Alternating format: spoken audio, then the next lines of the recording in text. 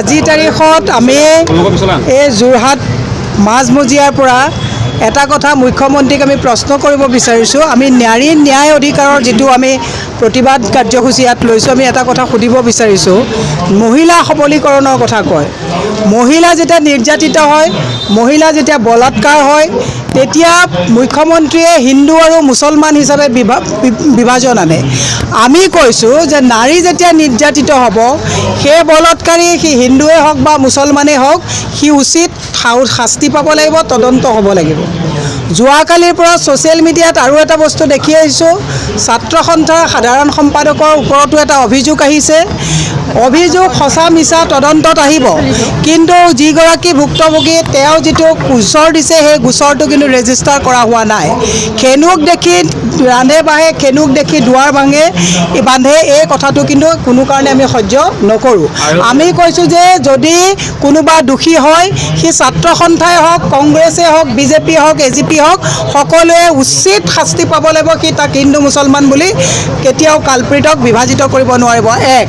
দুই নম্বৰতে উজনিলৈ অহা কোনো গাড়ী চলাই অহা ব্যক্তিয়ে যাতে টুল টেক্স নিদিয়ে। ৰাইজক আমি আহ্বান জনাইছোঁ, উজনি কাজিৰঙা পাৰ হোৱাৰ পাছত যি প্ৰকাণ্ড গাঁত আছে, এই গাঁতত গাড়ী নষ্ট হোৱাটো দূৰৰ কথা, মানুহ শাৰীৰিকভাৱেও হাৰাশাস্তি হৈছে। উজনিৰ ৰাইজে যাতে টুল টেক্স নিদিয়ে যেতিয়ালৈকে ৰাস্তা যাতে সুগম নহয়।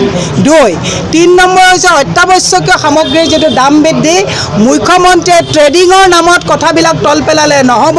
ট্ৰেডিং যিটো কৰিছে অসমৰ সমস্যা নহয়, কলা টকা থকা কলা বেপাৰীসকলে পইচা ইনভেষ্ট কৰিছে। বিশাল চুমি যি আছে, চৰকাৰে তেওঁলোকক কাৰায়ত্ব কৰক, তাত আমাৰ ক'বলগীয়া কথা একো নাই। কিন্তু ট্ৰেডিঙৰ বাতৰি বজাই আচল কথাবিলাক কিন্তু তল পেলালে নহ'ব। স্মাৰ্ট মিটাৰে মানুহক যিটো হাৰাশাস্তি কৰিছে, স্মাৰ্ট মিটাৰ বন্ধ কৰিব লাগিব। মুখ্যমন্ত্ৰীক আমি সকীয়াই দিছোঁ। তৃতীয় কথাটো কৈছোঁ, মুখ্যমন্ত্ৰীয়ে ভূমি নীতিৰ কথা কৈছে।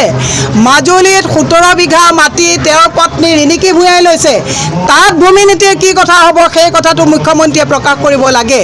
29 বিঘা চিলিং চাৰপ্ৰাছৰ মাটি তেওঁৰ পত্নীয়ে লৈছে, হাজাৰ বিঘা মাটি তেওঁলোকে লৈছে। দুৰ্নীতিত তেওঁলোকে কৈছে কোনো বাচি নাযাব। তুলিৰাম ৰংহাঙৰ পৰা আদি কৰি মুখ্যমন্ত্ৰী নিজেই গোটেই তেওঁৰ পৰিয়াল দুৰ্নীতিত ব্যস্ত হৈ আছে।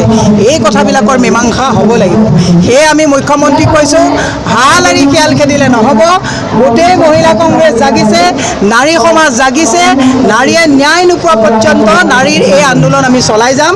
আৰু মুখ্যমন্ত্ৰীক কৈছোঁ, বালিত মূৰ গুজি লাভ নাই।